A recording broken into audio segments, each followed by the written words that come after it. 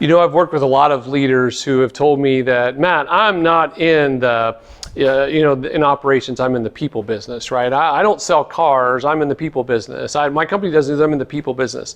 And I've always thought, their hearts are in the right place, right? And I listen to that and I think that's great. And in fact, you should be focused on your people because Walt Disney once said the front line is the bottom line. He said that, if you take care of the front line, they will take care of the bottom line. So there's a lot of wisdom and evidence to support that that's a good idea to kind of be that way and think that way and feel that way.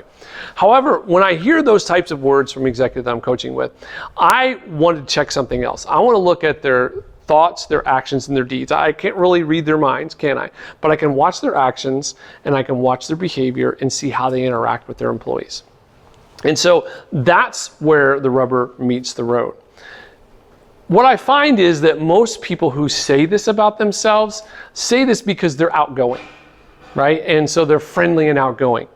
Some of the most people-oriented people, the compassionate about people that I know that are leaders, are introverts. Right? So it's not about being introverted or extroverted or being friendly or not being friendly.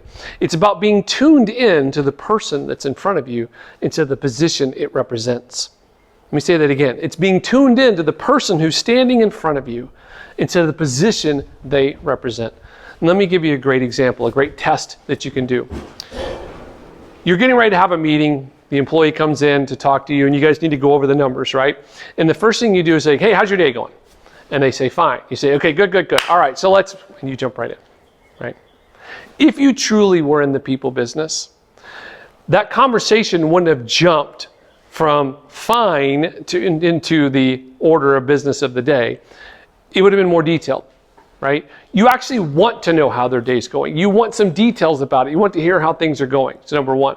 But actually, if I'm truly in the people business, and that's what I believe about myself, it's not that I would even say, how's your day going? Instead, I would remember something that's going on in their lives from my last conversation with them, and I would check in on that. Or maybe I don't have anything new that's going on. It's just what's happening in the world.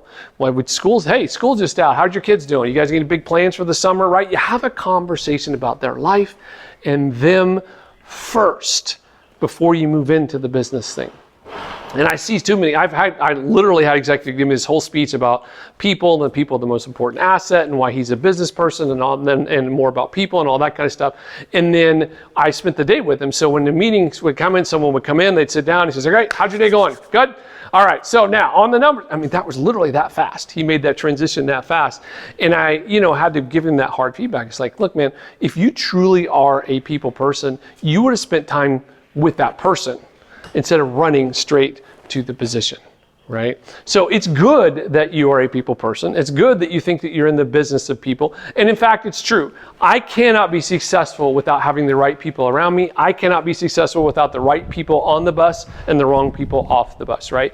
And the most successful leaders truly are ones who are in the business of people. That's great. But check yourself. If you're truly in the business of people, you see the person in front of you and not the position.